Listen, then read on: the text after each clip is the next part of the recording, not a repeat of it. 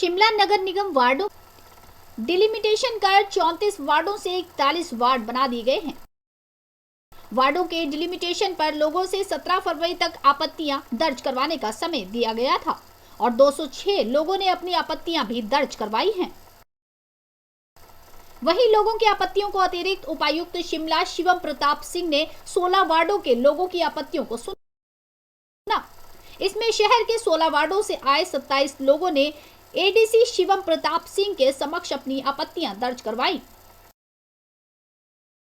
कुल 206 लोगों ने अपनी आपत्तियां दर्ज करवाई हैं। ज्यादातर शिकायतें वार्डों की सीमाएं बदलने व एक से दूसरे वार्डों में शिफ्ट होने को लेकर हैं। एडीसी ने सभी लोगों की आपत्तियों को सुना।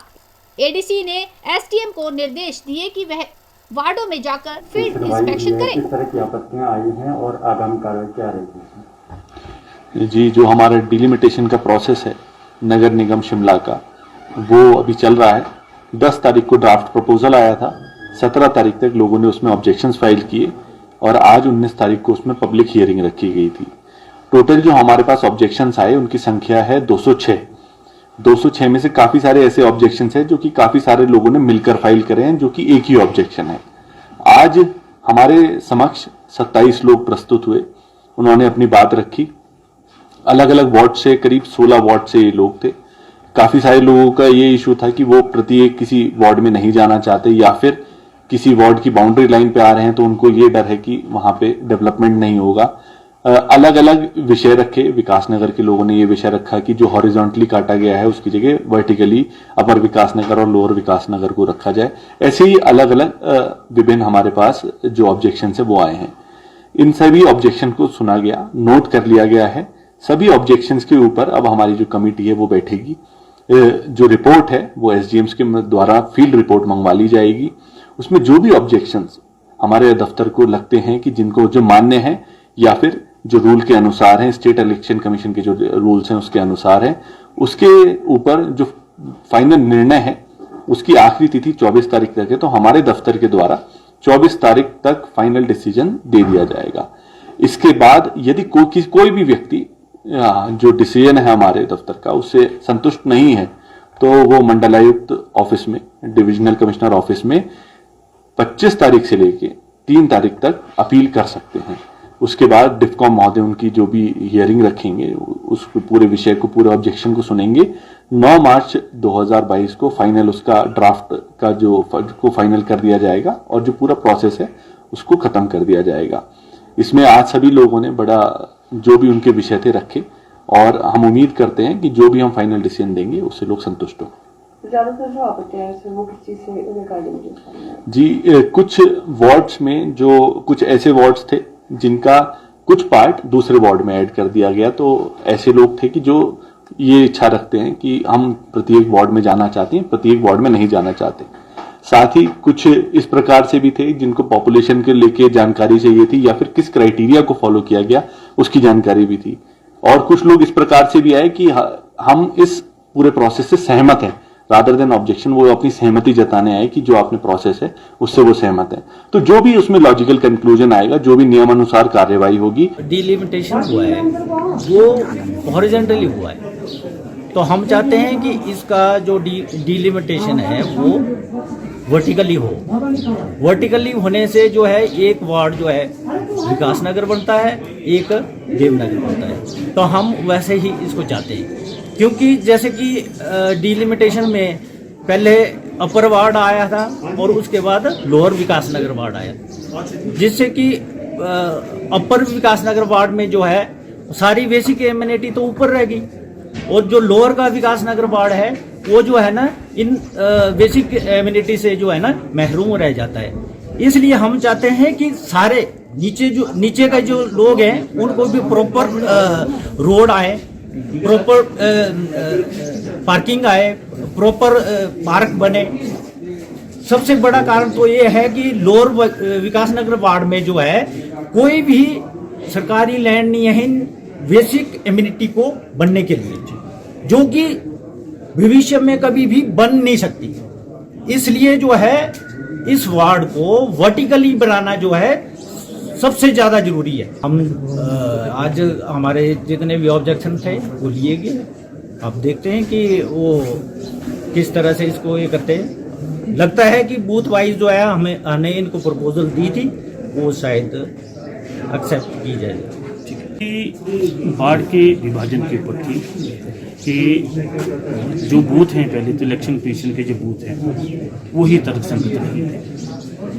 कहीं का बूथ कहीं पे जोड़ा हुआ है, एक एक वार्ड में दूसरे वार्ड ओवरलैप करता है।